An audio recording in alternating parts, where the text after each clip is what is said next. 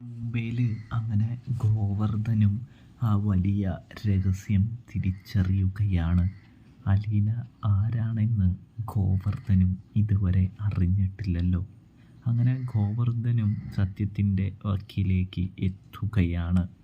നമ്മുടെ സ്റ്റാലിന് ഒരവസരം തീരുമാനിക്കാനായിട്ട് ബാലചന്ദ്രൻ കൊടുത്തിരിക്കുകയാണ്. അലീനയെ മകളായിട്ട് അംഗീകരിച്ച് പറ്റൂ എന്ന് സ്റ്റാലിനോട് ബാലചന്ദ്രൻ പറയുന്നുണ്ട്. വേറെ ഒരു കോംപ്രമൈസിനും ഞാൻ തയ്യാറല്ല, അലീന സമ്മതിച്ചാലും. അല്ലാതെ ഞാൻ അവളെ നിങ്ങളുടെ അടുത്തേക്ക് വിടില്ല എന്ന് പറയുന്ന കാഴ്ച കാണാനായിട്ട് കഴിയുന്നുണ്ട്, സാധിക്കുന്നുണ്ട്.